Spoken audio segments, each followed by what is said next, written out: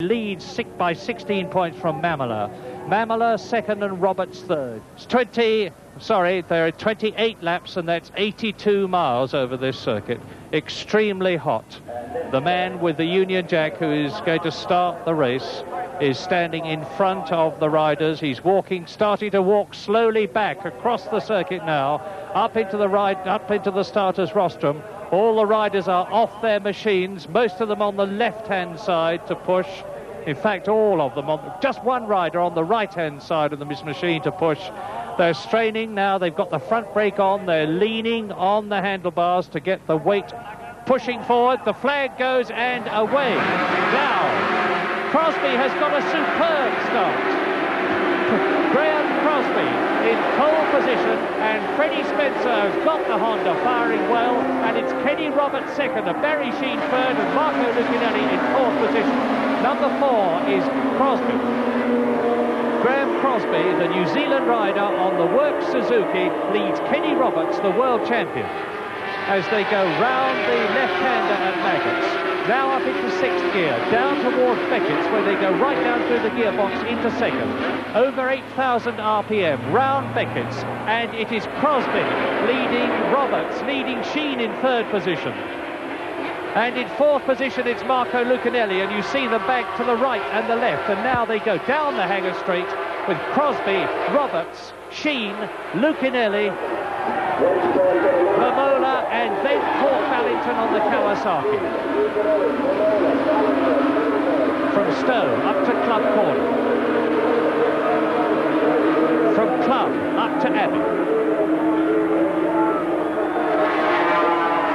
It's 5th gear and up to 135 miles an hour here. Now into top gear, nearly 150 miles an hour. Then they have to anchor up after Abbey for Woodcote, the tremendously fast right-hander. No chicane for the motorcycles, unlike the car Grand Prix. And it is Graham Crosby leading at the end of lap 1 with 27 laps to go. Kenny Roberts, Sheene is challenging Roberts. Then it's Lucinelli, and behind Lucinelli, Mamola. And behind Mamola is Cork Ballington, and Lucinelli is starting to close on the 3 in front of him. Barry Sheene has had trouble with his tyres in a lot of races this year. There he is, the world champion of 1976 and 1977. With that peculiar riding stance of his caused by injuries that he had in Daytona many years ago. And it's still Crosby. Sheene in third position. The world champion, Kenny Roberts, in second place. Marco Lucinelli, the world championship leader, in fourth place. In the red helmet in the background is Randy Mamola. And Roberts leads. Kenny Roberts, then, who had trouble with his tyres and more about this, takes the lead. We noticed that Kenny used every advantage from the slipstream there and was able to pull out and pass Graham Crosby just as entering the breaking point. This shows. So there you go. It's Kenny Roberts. Now, is this tremendously gritty New Zealander, Graham Crosby, who most of us had never heard of a couple of years ago, going to be able to challenge the reigning world champion?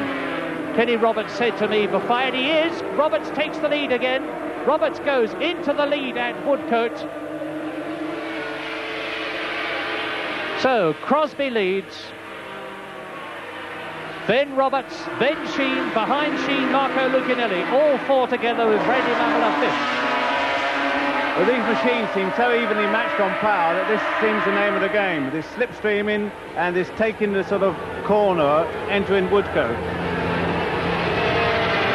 Keith Ewan, the man who did so well in the 350 race at the beginning of the afternoon, finishing in second place, is out of the 500 class already on his Suzuki. Hard luck, but Graham Crosby on his Suzuki is still very much in the running. Leading on lap 3, number 4, Graham Crosby. Roberts next, Sheene third, number 2, Marco Lucinelli fourth, number 3, Randy Mamola is in 5th position, and off goes Graham Crosby, and past him goes Lucinelli. That looks like Barry Sheene off as well, but was it? That's Crosby. He's getting down behind the barrel behind the hay bale and immediately goes to the assistance of his fellow competitor, and I think Marco Lucinelli has got through. The yellow flag's waving to warn the competitors behind them that somebody has come off. No, I think Lucinelli went as well, Mo. Here we go. Here's a replay. Let's have a look at it. Graham Crosby. Here we have... Watch Graham Crosby's rear wheel.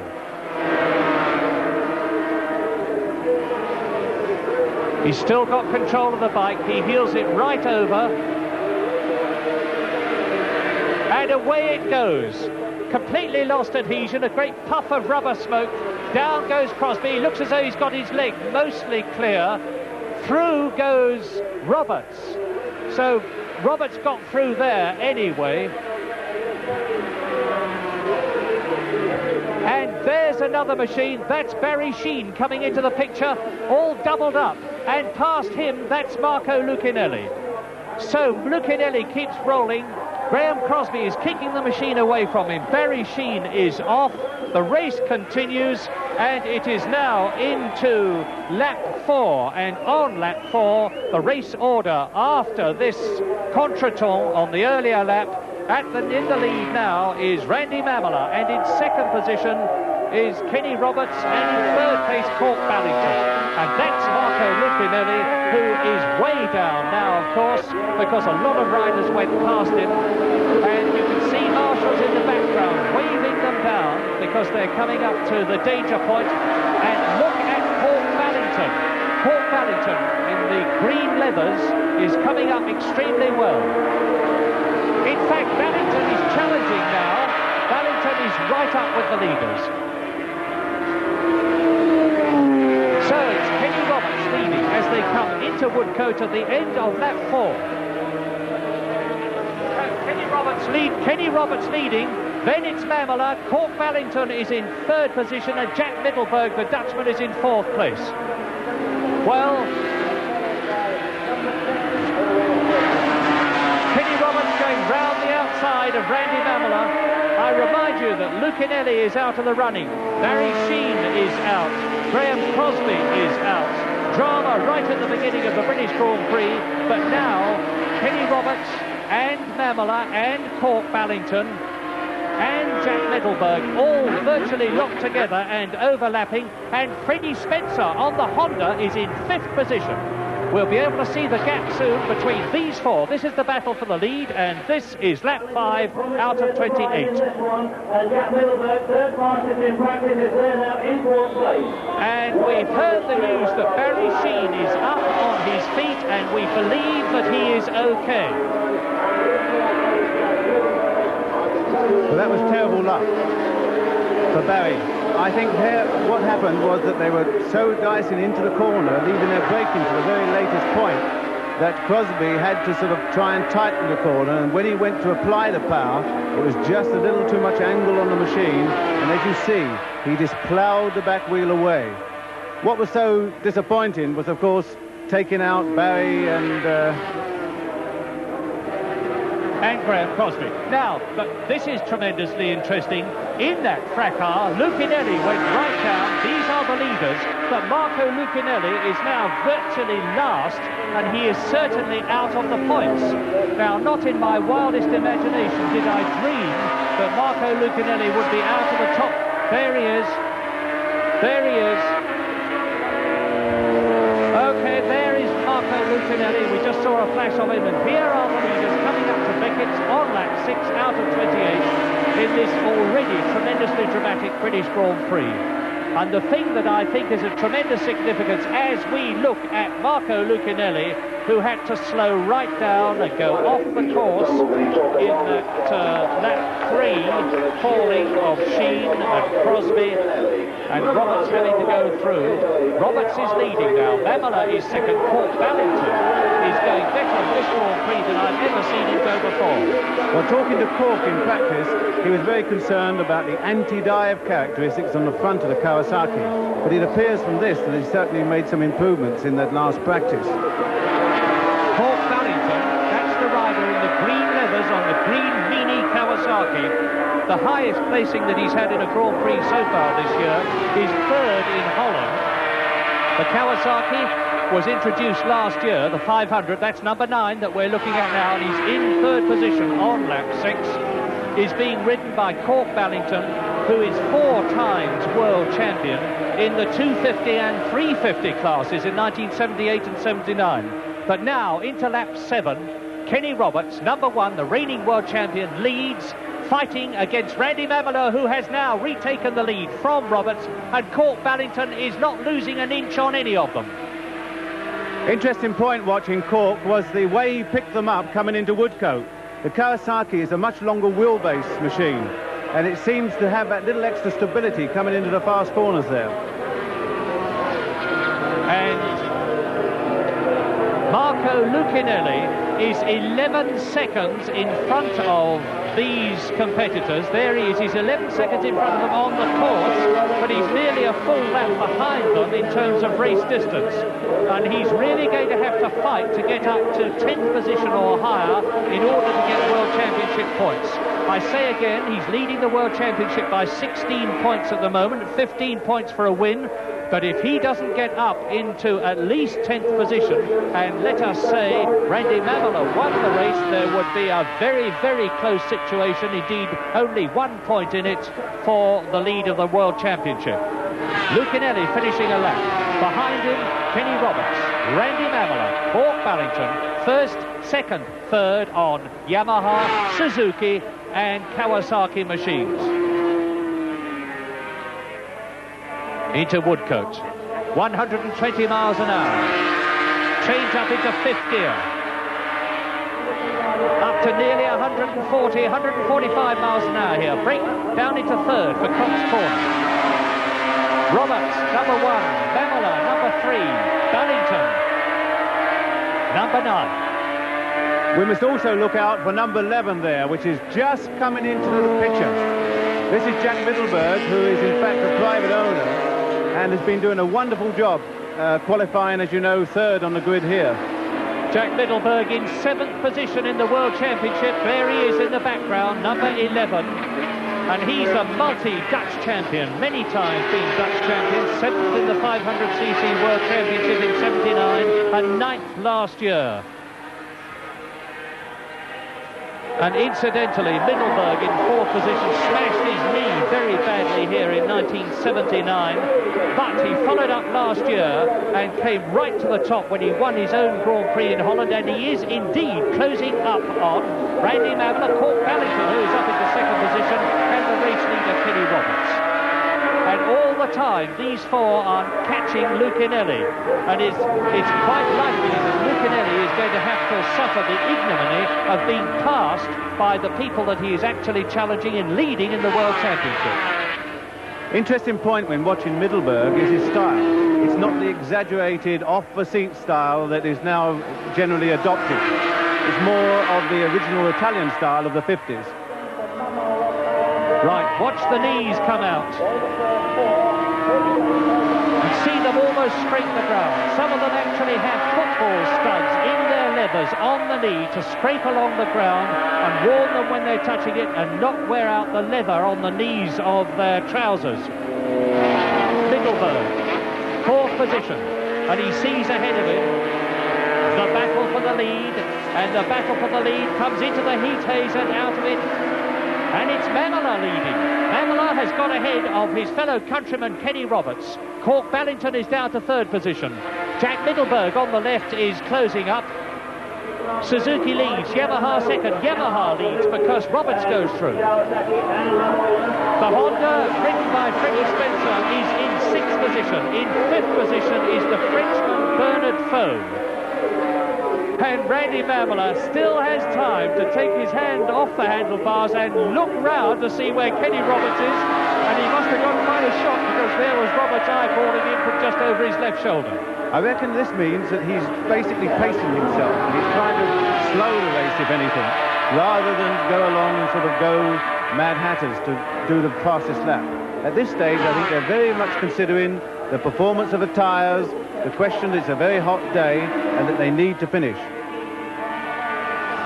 Roberts across the line, Mamela, Cork, Ballington, and it's now breaking up slightly into two groups, but not for very long, I think, because Ballington closes right up on Mamela. Mamela is right with number one, Kenny Roberts, the race leader, and Jack Middleburg is right behind them. First, second, third, fourth. Foe is still in fifth position, and Freddie Spencer, riding magnificently, having got that Honda going at the beginning of the race, seemingly without any problems, is still in sixth position. And Lucinelli is now only 7.5 seconds ahead of the leaders. And I remind you, 7.5 seconds in time, but nearly a full lap in distance. Into the hangar straight on lap 10 out of 28. First, second, third, fourth together. On the left, Roberts. And Cork Ballington is now up into second position. And Roberts is in the lead. Middleburg is right up alongside Mamela and momentarily had third position. Of course, Middleburg could be the fly in the ointment here, because he is the one who has nothing to lose but everything to gain, perhaps even the works ride next year. Kenny Roberts, number one, because he is world champion, not just in 1980, but in 1979 and 1978 as well. Acknowledging that he has little chance of winning the World Championship. At least he acknowledged before the race that that was in a situation where he, like me, could not envisage Marco Lucinelli not finishing in the points, and Lucinelli is showing no sign of that at the moment. Roberts leads, Mamela number 3, second, Middleburg is up to third, number 11, and Cork Ballington is down to fourth. There is Lucinelli. Now let's look back.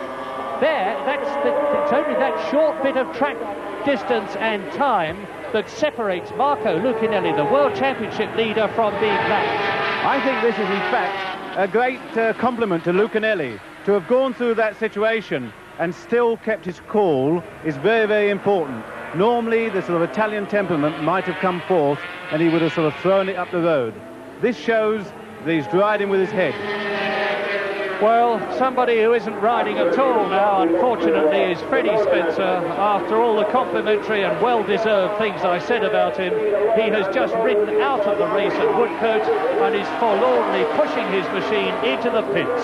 Freddie Spencer pushing his machine into the pits, the four-stroke Honda, the only four-stroke in the race, and it is out of it. I just hope, however, that this doesn't discourage Honda too much, that they can continue to persevere with it, because it's good to see them back in racing, and it's good to see them trying to break in with a four-stroke. On all this lot are two strokes, of course. Roberts leading. Mamela leads. Optical illusion as they come into the right-hander at Woodcote all together. It's anybody's lead for a moment, but it's Roberts now, Middleburg second, Mamela third, and Cork Ballington right with them in fourth place. I cast my mind back to that marvellous scrap for the lead that we had in 1979, Sheen against Roberts, with Will Hartog, who is now retired there as well. I think this is even better, and the vast crowd that you can see all around the circuit is enjoying every second of it. Well, of course, when you get the racing as close as this, with each rider trying to steal the other's corner, you're in fact slowing the race slightly. And you notice that they're lapping in about 1:33.3 at the moment, as against the fastest lap in practice of 1:30.4. But this is only natural because of this closeness and this, shall we say, stealing of the corners which is taking place. Well, you see the first four together. In fifth position is Frenchman Bernard Foe on a Suzuki, number 10. In sixth position is number 16, Marc Fontaine on a Yamaha. In seventh position is Bert van Dulmen, the Dutchman. And in eighth position, behind him, is Stu Avant, the New Zealander, who is riding a Suzuki. And furious. You've heard from John Surtees the lap times and situations in comparison with the lap record, which is still held by Barry Sheen from 1979, 1 minute to 29.98 seconds, and that's a speed of 117.1 miles an hour. Lucinelli completes another lap, and then almost a lap ahead of him, through go Mamela, Roberts, Ballington and Middleburg, and here they come down to Copse on lap 13. And that lap was about a second a lap faster, so now perhaps Mamela is trying to make a break. Mamela said before this race began he was going to see if anybody tried to make the pace, and if they didn't, he would. He said he was going to sit and watch points, and it looks as though he may be doing just that. Randy Mamola won this race, the British Grand Prix, last year. This incredible young man, who is still only 21, who has nevertheless been racing for 9 years out of his 21. And through goes Mamola, and right behind him go Roberts, Ballington, Middleburg as quickly as that. Mamola very much a child prodigy in racing. The son of enormously enthusiastic motorcycle racing parents. The American 250 champion as long ago as 1978. He came to Europe only in 1979. He swept all before him and then joined the Suzuki Works team in 1980. And he's very much a protege of the man who's racing against him, Kenny Roberts. This is lap 13, and it's a 28-lap race. Under the bridge, in the lead, Mamola. And it looks to me, John, as though Mamola is actually starting to pull out a bit and build up some superiority. Well, again, this was another sort of half a second faster. This was another half a second faster, so I think that's the case. He's possibly going to have a few laps when he puts the pressure on and sees whether he can sort of get away. Then, if not, he'll start to slow the race again until a later stage. I think this is the sort of tactics he's going to adapt.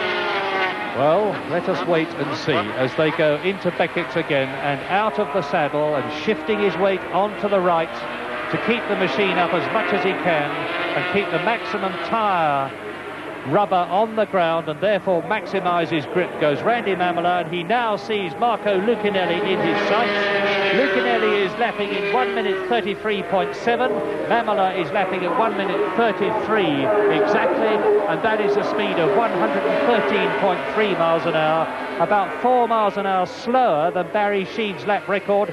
So it does look as though indeed Mamola is controlling the race from the front. Mamola leads, Roberts second, Ballington third, Middleburg fourth, Faux fifth and Fontaine sixth.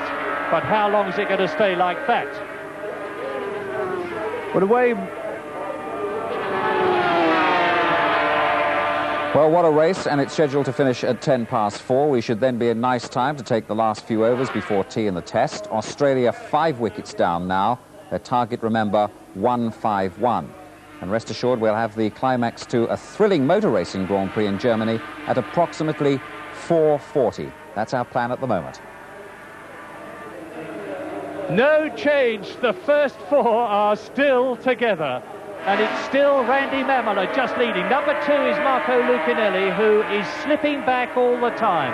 This titanic scratch for the lead of the 1981 Marlborough British Grand Prix here at Silverstone is climaxing all the time, if that's possible. And Randy Mamola rides right round the outside of Kenny Roberts, an astounding manoeuvre. If you can ride round the outside of Kenny Roberts on a corner, you can truly say you've arrived. And now Roberts fights back. yes, there's no real point in it there, because all what happened was that Mamola came to the corner first, but Roberts was able to pick up a little slipstream and then be in a better position to outbrake. And the news of Barry Sheen that we have just had given to us, and it's official, is that he only has a gashed hand. A very, very lucky man, and Graham Crosby is perfectly okay. So a very nasty looking fall on the 3rd lap, but happily no real problems in terms of physical injuries, but a lot of mental injury, of course, to Graham Crosby, who went out. Well, he might well have won the race, and Barry Sheen too. But Roberts, number 1, leads. Mamola, number 3, second on the Suzuki, and Roberts on a Yamaha. Cork Ballington on the Kawasaki, holding on superbly, staving off the 4th man, Middleburg, and they are all closing on number 2, Marco Lucinelli, who leads the World Championship, who looks over his shoulder despairingly, and that is what he sees. Roberts and Mamola. Cork Ballington either can't or doesn't want to do anything about it, and nor can Middleburg. I don't think he really can do anything about it. In practice, he was that much down on times And at the present sort of stage of the race, these two are obviously tending to sort of feel each other out. It may be that with the temperature, the lap time is the sort of best sort of time they can do, and I'm sure that they can get away from Cork in the later stages if they wish. John, and there's look, incredible. There's Marco Lucinelli. He knows they've caught him. He gives a cheery wave. He's called Lucky, and he's known for being a great practical joker and full of fun. He wasn't full of fun when John Surtees and I tried to talk to him this morning. He was in such a state of nerves that he was haranguing everybody, but now he seems to have recovered and he's let his rivals through without any problems at all. All four of them. Marco Lucinelli has been lapped, and he is right out of World Championship points, no doubt about that. It's going to be an enormously close thing for the World Championship when this race finishes, if Roberts or Mamola win the race. Lucinelli leads the World Championship. Mamola is in second position, 16 points behind Lucinelli. And Kenny Roberts is in third position, and the lap time now is 1:33.04. They're being astonishingly consistent. 113.3 miles an hour, lap after lap, and they're getting in amongst the tail enders. There could conceivably be a change here, although it is far less likely in motorcycle racing than it is in car racing, because as you can see, the bikes take up far less of the width of the circuit than the much wider cars. Let's see, lead time. I was wrong. Cork Ballington is now right with Roberts and ahead of Mamola and up into second place. The Kawasaki is going as it has never gone before. No, that's for sure. The nice thing about it, of course, is that they're able to sort of control the race at this stage. And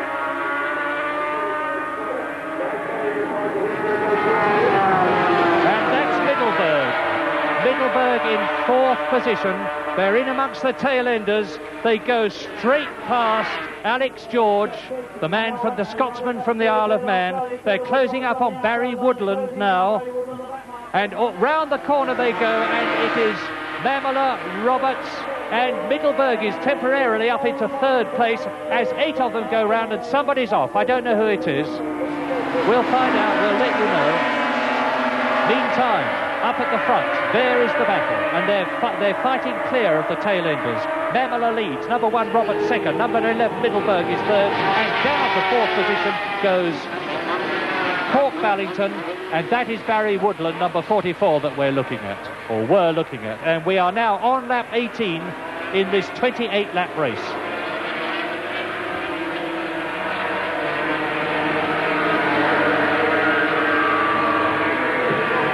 Laps 14, 15, 16, Kenny Roberts crossed the line first. Lap 17, Randy Mamola, number 3, the 21-year-old American from Santa Clara, California, crossed the line first.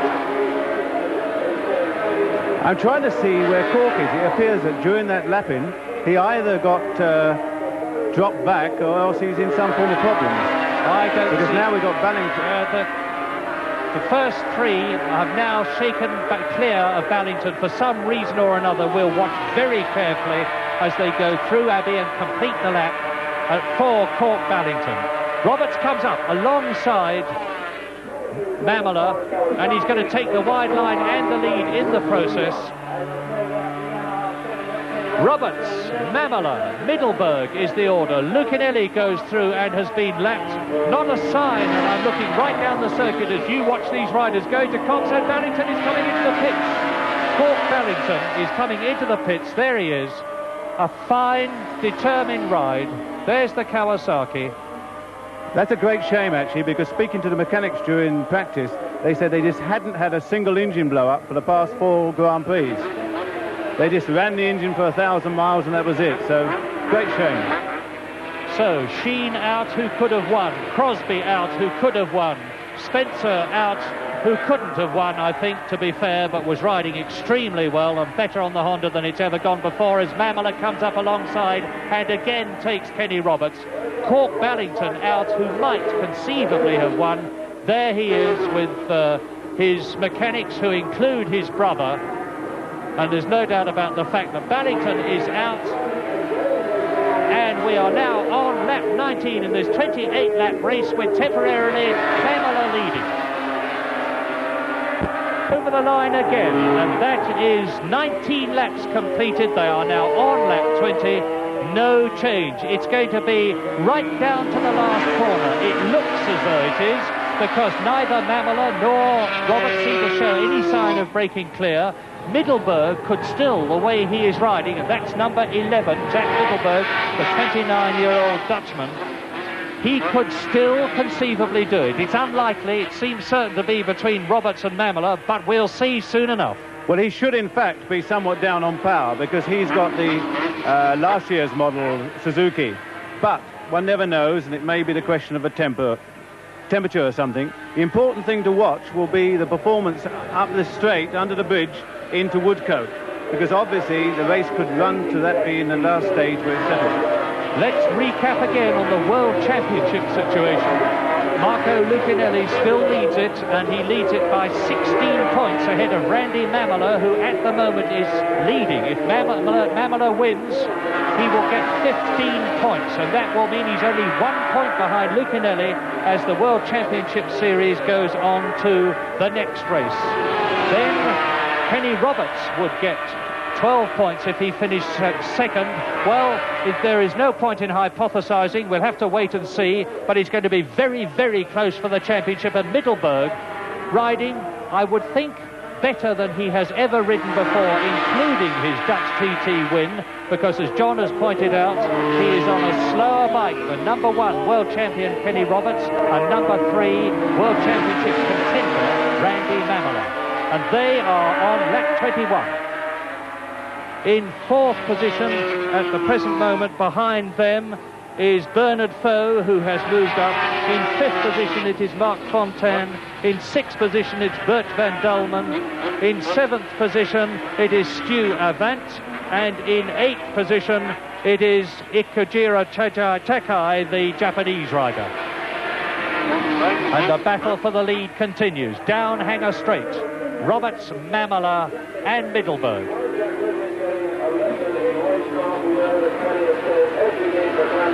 What is interesting there is that whereas Roberts can pull out of the slipstream of Mamela and pass him on braking, it doesn't appear that the same quite applies the reverse. It may be that the Yamaha has just a slight edge on top-end speed. Are you going to stick your neck out and make a forecast for the win, John?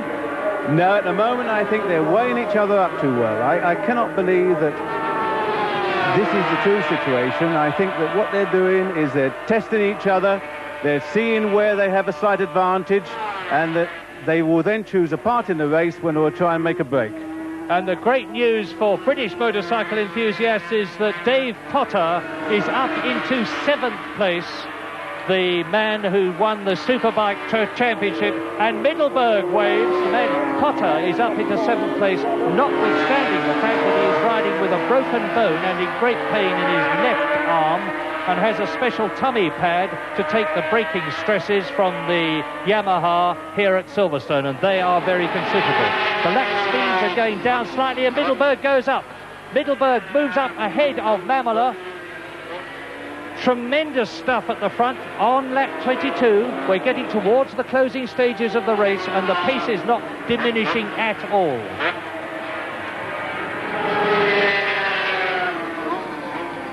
In 4th position still Bernard Foe. Let's not forget there's a lot of other riders. There is Foe, and right with him, number 16 in 5th position is Mark Fontaine.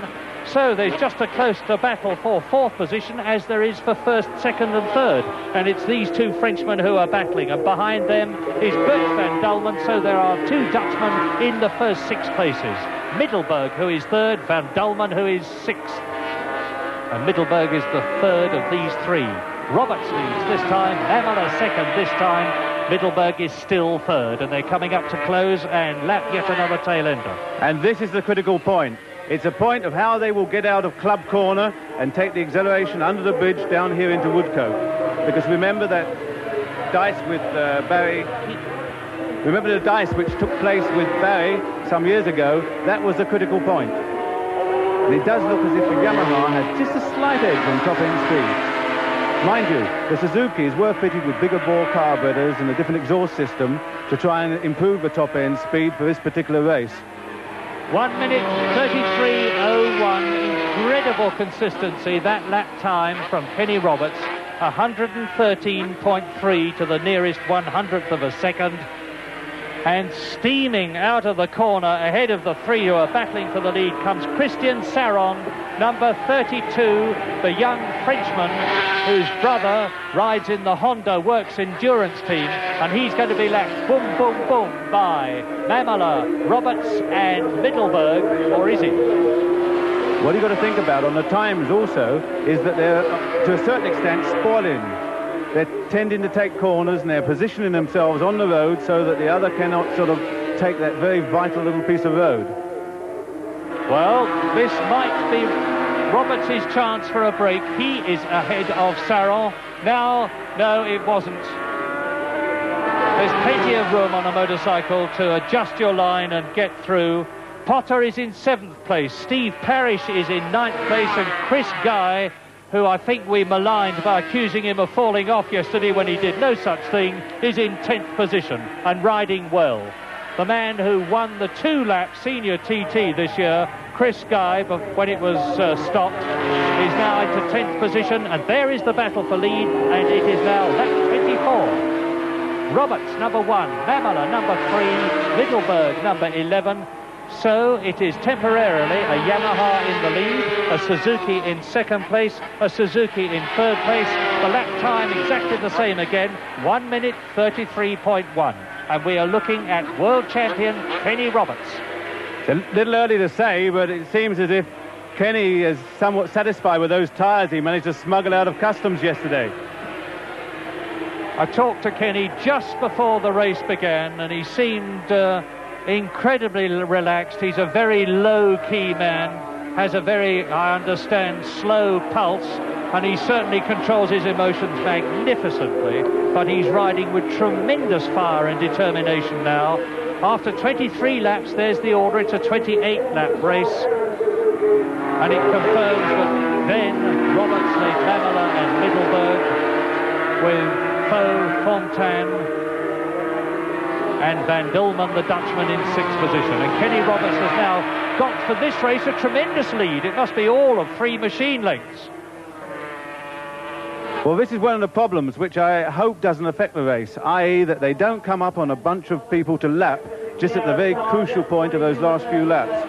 This could make all the difference. But as much as these two know each other very well, the fly in the ointment again could be Middelberg. If he happens to put himself just in the wrong point on that last lap, it could upset all their calculations.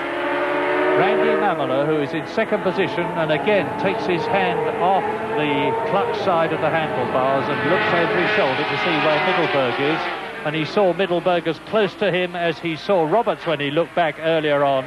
Randy Mamela freely acknowledges that he learnt all his tricks and a lot of his skill from the man in front of him, Kenny Roberts, who took Mamela under his wing earlier on in his career and helped to sponsor him and helped teach him how to ride a motorcycle at speed, and how well he succeeded and how well Middelberg is riding. Well, one of the things here is that it's like the old saying, two's a company, three's certainly not, because that could be the problem. Well, three's a crowd in this situation, and Jack Middelberg seems to be very anxious to break clear of them. I don't think he's going to do it, I really don't, but I take my hat off to him for the way he's riding, and he's riding on lap 25. At the end of this lap, in what has seemed to me the shortest British Grand Prix on record, and that's not because the race distance has been any shorter, it's because the race has been so terrific at the front.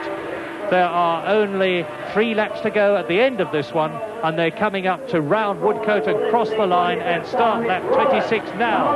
They being Roberts, Mamela, Middelberg, then a long gap before number 10, Bernard Faux, goes through, followed very closely by Mark Fontaine, followed at a respectful distance by Boat van Dulmen. No change in the first 6.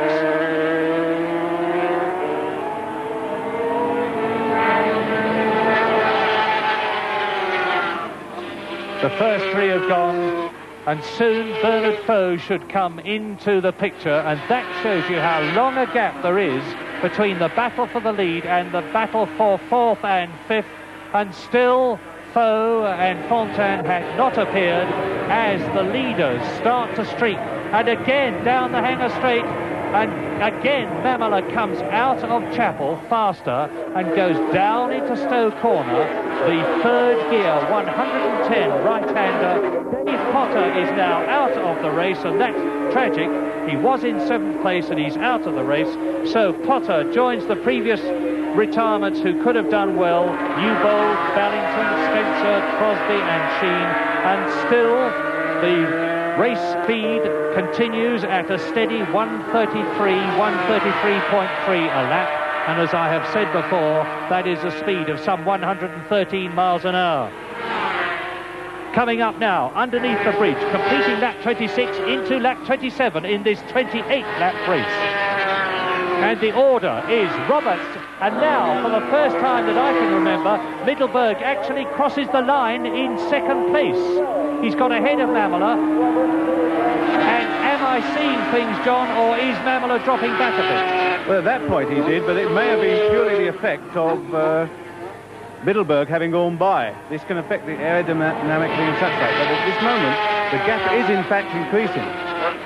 And Mamola comes up out of the bubble, the Perspex windscreen in front of him, sits up, increases the wind resistance, and now on lap 27 in this 28-lap race, it does start to look as though Mamola has got Christian Saron closing on him, and Christian Saron, of course, has been lapped. That's the man in blue in the Hanger Straight. And look at the way Middelburg's machine is wobbling under braking. He's really giving it everything he's got on lap 27. I certainly don't quite understand why this type of gap has been developed at this stage, unless Mamola is in some form of problem, or unless he has a lot of reserve. Well, oh no, he must be. He's in problem. Mamola must have a problem, because look, he's right out of the picture now. He's dropped back. The previous winner, the 1980 British Grand Prix winner, Randy Mamola, is going to be taken shortly by Christian Saron, the man who he lapped a lap or so ago. And so if Mamola could catch, and there he goes. So the race for Mamola is not run, because if he can still keep going, he can still finish in 3rd position. He's a long way ahead of Marc Fontaine. But now Middelburg leads for the first time in this race on lap 28, which is the last lap. This doughty Dutchman, 29-year-old Jack Middelburg, is leading the British Grand Prix on the last lap. And it is the 4th leader that we have had. We started off with Crosby leading. Then into the lead went Mamola. Roberts has led. And now Jack Middelburg is not only leading, but it looks as though he has been riding a tactical race, because he's making a breakaway and creating a real gap between himself and Kenny Roberts. It certainly looks this way, but on the other hand, here we've got Kenny coming up on braking again, but not quite doing it. This is Stowe Corner. There is only half a lap to go. From 3rd into 4th gear, from 4th into 5th, it's 150 miles an hour as they come up towards Club and slow down and brake and go down through the gearbox and up towards Abbey. And he's getting out of Club and getting past those 2 lappers. It is going to be the crucial point. This is going to be it. Middelburg must win this British Grand Prix if he just keeps going. Unless something happens with these tail-enders in front of him, and he's going past Franco Uncini, number 12. And Middelburg goes into Woodcote Corner, and Roberts is closing right up on him. You can see for yourselves, it's just like 1979, and there's only going to be about 2 machine lengths in it. But a wonderful victory for Jack Middelburg, who has won the 2nd Grand Prix in his career. And he couldn't have won the 2nd Grand Prix in a better place, and Randy Mamola coasts across the line to finish in 3rd place. And there is Middelburg's Dutch sponsor, absolutely and understandably and totally justifiably beside himself with emotion. And Middelburg actually looking quite relaxed inside that helmet of his. And Lucanelli is right down out of the points. So that means to say, with Jack Middleburg having won the race and got 15 points, Kenny Roberts will have got 12 points.